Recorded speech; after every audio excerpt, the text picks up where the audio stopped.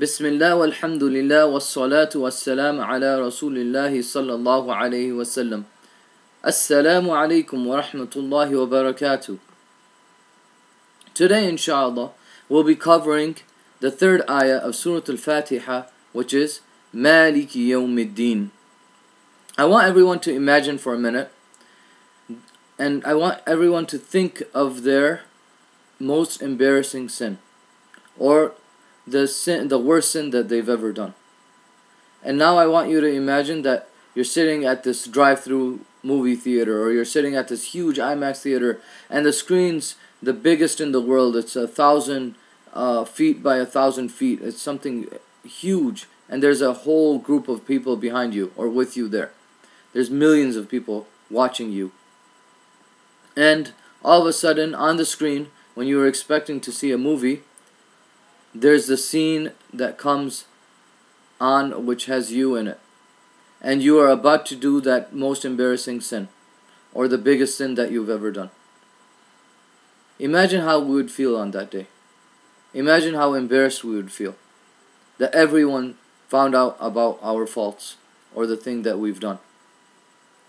One way out of this, though, is that if a person covers up the mistakes of other people in this dunya, Allah subhanahu wa ta'ala will cover their mistakes in the akhirah. And so the mu'min, the one who doesn't spread ghiba, and the one who doesn't spread slanders and different things about other people, or backbites about other people, they will be judged privately, and Allah subhanahu wa ta'ala will cover up their sins in this way. In this world there's a lot of injustice, and there is no way that there could be 100% justice fulfilled in this life. And so Allah subhanahu wa ta'ala has given us this day of justice, this day of judgment, where every single thing and every single animal and human being and everything that there was will be able to take its revenge or take its justice on that day. And so the mazloom, the person who's oppressed in this life, they will be able to have their justice taken from the oppressor, the zalim, on in the hereafter. And even to the point where there's a hadith that mentions that the animals with antlers that attacked animals that didn't have them in this dunya, the opposite or vice versa will happen on the day of judgment, where those antlers, those animals without antlers in this dunya will be given antlers, and they will be asked to attack the other animal and take its revenge. And so Allah subhanahu wa ta'ala will then turn these into dust. Now a lot of people, they have doubts. They have doubts about the day of judgment. They have doubts about Allah subhanahu wa ta'ala, and so on. And one of the things I'd like to share with you actually is there's a theory, it's called Pascal's wager. And basically the way it works is that a person has a lot more to lose if they don't believe in Allah subhanahu wa ta'ala or a day of judgment. For example, if an atheist, the way that they, or what they would think, or a person who doesn't believe in a hereafter, they'll think that when a person passes away, they just turn into dust and their bones just, whatever happens, and they turn into dirt and dust. And that's it. That's the end of their story. Whereas, of course, as Muslims, as believers in Allah subhanahu wa ta'ala, we believe in a day of judgment. And so that a person will be asked about every single detail about what they did in this life. And so Pascal's wager goes like this, that if an atheist was right, a'udhu billah, that there was no God and there was no hereafter, then the believer in Islam, if they died, nothing will happen to them, because there was nothing going to happen to them anyways. But on the other hand, if the believer was right, and we're right, alright, so Allah subhanahu wa ta'ala will hold the other person, the atheist, accountable on the day of judgment, and he will be in a huge amount of trouble. And so this is something just logical, or logically speaking, it's just worth doing as much as we can. It's better to be safe than sorry. And we see all these videos with December 21st coming up and so on, 2012, and all these different doomsday things. And we see people all over the world really just gathering up items and thinking, we're going to prepare and so on. May Allah subhanahu wa ta'ala protect us all. But if, sometimes we make fun of these people, but if there was something to happen, they would be the ones who would be safe at least, or they would have some type of, some days to survive more than everyone else. And so this is just something we need to always be being prepared for the akhirah by doing good deeds. Some people also ask or have doubts. They say that, well, how can it be fair for Allah subhanahu wa ta'ala to punish a person in hellfire forever, eternally, if they only sin for 70 or 80 years, right? The average lifespan. So I want you to think of an example. I want you to think of a really difficult Calculus 2 exam. And you're sitting there and you have 2 hours to answer the questions.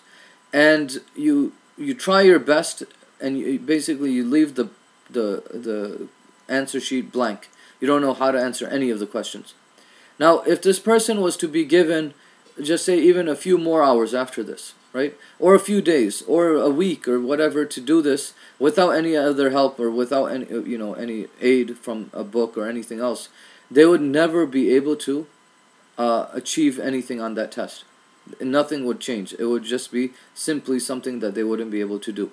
And so Allah subhanahu wa ta'ala, of course, His example is the greatest, but He knows, and He has the perfect knowledge. So He knows what people would have done even if they live forever. And so Allah subhanahu wa ta'ala, because He's given us a chance for so many years, if a person dies in kufr or shirk, that person will be held accountable on the Day of Judgment as if he did it forever, because of Allah subhanahu wa ta'ala's knowledge. And of course we have shaitan, right? That he has several thousands and thousands of years that he's living, and he will never turn back, and that's of his choice. And so we have also the example of Nuh alayhi salam's people who live, thousands of years, and they stayed on their shirk and they didn't give it up. So Allah subhanahu wa ta'ala's knowledge is best, and of course that leads to other things that we will inshallah talk about later, which refers to qada wa qadr, or the predestination and Allah subhanahu wa ta'ala knowing. But just simply put, Allah knows and we don't know what will happen, and so we have to try our best to get to Jannah, as Allah subhanahu wa ta'ala told us from the Quran and Sunnah. Now, one of the other things that we have to believe in, we're still talking about belief in this ayah, that Allah subhanahu wa ta'ala mentions that this day will be 50,000 years, and the years of the akhirah, which are much, much longer. And He also described this as a day of justice, a day of reckoning. And in another hadith, Ayah radiallahu anha was told that by the Prophet sallallahu alaihi wasallam that people will be barefoot and have no clothing. They will be naked on that day. And Aisha just looked at him and just in astonishment, and she asked, "Won't we be ashamed?" And the Prophet sallallahu alaihi wasallam said, "Nobody will have time to even look at one another because of so much fear, or the fear that they have for what will happen to them." But one good news for the believers is that Allah subhanahu wa ta'ala will be clothing the believers as well. So the first to be clothed will be Ibrahim alayhi salam, and we ask Allah subhanahu wa ta'ala to allow us to be also wearing clothing and be safe on the Day of Judgment when other people might be in trouble, where we're sitting under the shade and just chilling. Now, talking about the belief, continuing with the belief, Allah subhanahu wa ta'ala beautifully in these first 3 ayat, He tells us an introduction of Himself. So we know that Alhamdulillahi Rabbil Alameen, that all praises and thanks are to Allah subhanahu wa ta'ala, the Lord of the worlds, right? So He introduces Himself as the Lord of the worlds. And then we talked about this before, that the Ar-Rahman Ar-Rahim, their sifa or their adjectives, right? They're describing Allah subhanahu wa ta'ala. And we also have another adjective over here. We have Malike-yawmideen. He is the master of the Day of Judgment. He is the owner of the Day of Judgment. Or you could say also Malike-yawmideen. He is the king of the Day of Judgment. And so Allah subhanahu wa ta'ala is so perfect. And this is one of the ways we can explain to anyone who Allah subhanahu wa ta'ala is. Now, another thing that happens in this verse, in the second part, we can talk about the recitation, how to properly recite it. Malike-yawmideen. This is Hafs, of course. And there's other qira'ah as well, or recitations of the Quran, where they say Malike-yawmideen, so they don't stretch the meme. So we have the alif maksura. We're going to stick to Hafs, inshallah.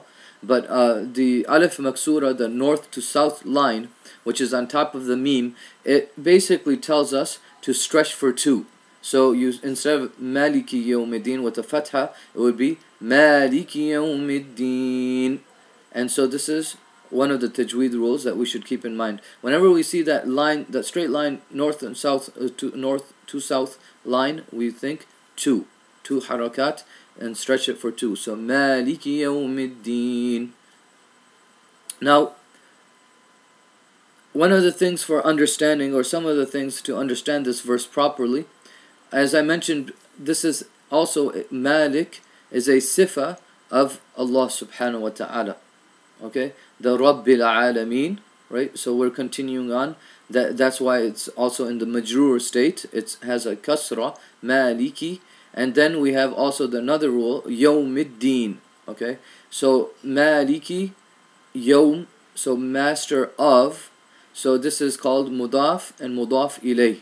So, which is interesting. So you have Malik, and then that's mudaf. Then you have Yawmi, which is mudaf ilay, plus it's also mudaf, okay, it's mudaf to ad-din, which is mudaf ilay again. And so these have kasra, and Maliki-yawmideen. And another, just to clarify again, mudaf means something that shows possession or possessive noun. So Maliki-yawmideen. Now, an interesting point to make is about the words that Allah subhanahu wa ta'ala chose. It's so amazing, subhanallah, that Malik, the owner, and then Malik, which means king. So I want you to think about this. When we use the word owner in English, we're usually talking about little things. I own this house, I own this car, I own this piece of land, certain things like this, right? When we talk about a king of something, we're talking about massive amounts of land, massive amounts of power, and ownership, palaces, and all sorts of massive types of things. So Allah subhanahu wa ta'ala, when He uses this, He's saying that He is the owner in the small sense of the Day of Judgment, meaning He is in control of every single little thing that happens. And also He is the king of the Day of Judgment, which means that He is in control of all the major things that happen on the Day of Judgment as well. Subhanallah. And so, فَمَنْ يَعْمَلْ مِثْقَالَ ذَرَّةٍ خَيْرًا يَرَهُ وَمَنْ يَعْمَلْ مِثْقَالَ ذَرَّةٍ شَرًّا يَرَهُ. So whoever does a good action, even an atom's weight of good, they will be seeing it on the Day of Judgment. And also vice versa, if they do an atom's weight of bad and they don't make tawbah, they don't make istighfar before they pass away, they will see it on that day. They will see it in their records on that day. Now Allah subhanahu wa ta'ala then uses the word yawm, which is a day. And this day, in Islamic terms you could say, it starts at Maghrib time. And so when Maghrib, or the sun sets, that is, you could say, the next day. So right now it's Saturday, right? And now Maghrib has passed. So it's actually Sunday night, right? The night of Sunday. So the night before Sunday. And tomorrow night would be Monday night, and so on. So it has a different concept or connotation in Islamic terms. And then ad-din. Ad-din means to give in return. Ad-dain is a loan. And so anything that happens or anything that we did on this day, in this dunya, we will be repaid on that day as a reward or punishment of our actions. Abdullah ibn Abbas radiallahu anhu says, and this is recorded in Tabari, Tafseer al-Tabari, on that day alongside him, no one, alongside Allah subhanahu wa ta'ala, no one will possess judgment as they possess their belongings in this world. So nobody will have anything, and no one will be able to do really anything except whatever Allah subhanahu wa ta'ala allows them to do. And I'm going to be giving some ayat in a few minutes, inshallah, when we talk about how to practice this verse. And each and every person on that day of judgment will be alone. They will be to themselves. And we have, ayat from Surah Abasa that we can reflect over, and so many different surahs in the Quran. A third, the scholars that tell us that a third of the Quran is about the hereafter. The theme of the Quran, or a third of the major topics of the Quran, are talking about the hereafter, the belief in the day of judgment. So, some of the verses, or how can we practice this in this ayah of Allah subhanahu wa ta'ala? One of the things we should do is, the best way to understand the Quran is through the Quran. So going through other ayat of the Quran that talk about these verses, or about this topic. And of course, like I just said, there's a third of the Quran, almost every page you turn to talks about the day of judgment, Yawm al-Hisab, and so on. But I'm just going to give you a few verses. So Surah Ghafir, ayah number 15 through 17. Surah Taha, ayah 108. Surah Yasin, 65. Surah Nahl, ayah 73. And Surah Inshiqaq, number 6. Ayah number 6. So these ayat, please try to read through them and try to reflect and talk about these to your kids, or explain them to your friends and so on, and use these ayat for reflection about this day. Another thing that we should know is that, as I mentioned before from Surah Zilzal, right, every single little action will be accounted for on that day of judgment. Nothing is hidden from Allah subhanahu wa ta'ala. So we should remember this, that throughout our day we should have taqwa of Allah subhanahu wa ta'ala. We should be cognizant of the fact that Allah subhanahu wa ta'ala is watching over us, and everything we do He knows of, and He hears and sees. And so we should live our days accordingly, with that thought in mind, or those thoughts in mind.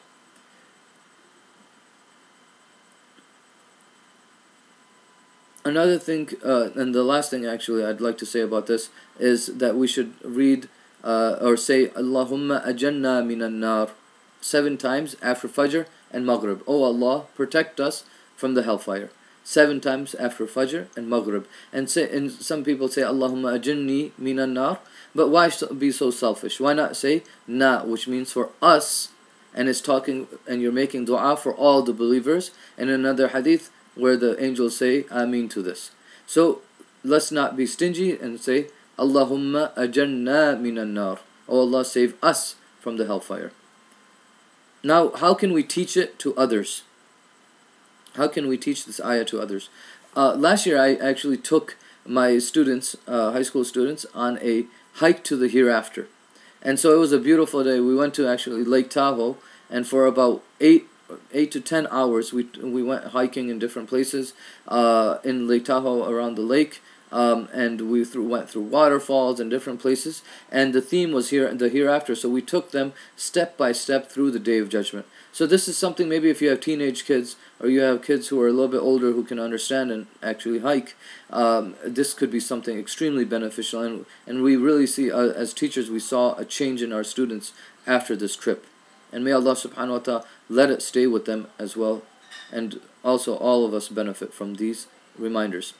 The second thing we could do for younger kids, have a jar or 2 jars, and what you do is you have a bunch of dimes and pennies. And so for every single good deed your son or daughter does, or you do, maybe you could do this together as a family, you drop a dime into the good bucket, or good deeds bucket. And then you have a penny whenever you do a sin or anything bad, what you shouldn't have done, you put a penny into that. And at the end of the week, weigh each of the jars and see which one outweighs the other, and maybe discuss it with the little kids to see their thoughts on this. So Jazakumullahu khairan. I made this video a little bit longer than I usually do. And may Allah subhanahu wa ta'ala accept it from all of us, and may Allah subhanahu wa ta'ala let us all benefit from this. If you like it, please share it, and because of course when you share it or you like it, it also the ajr will go to you, because whoever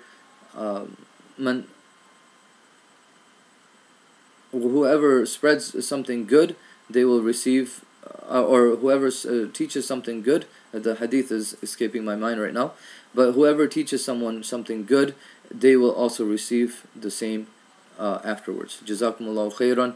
ربنا تقبل منا إنك أنت السميع العليم وتب علينا إنك أنت التواب الرحيم.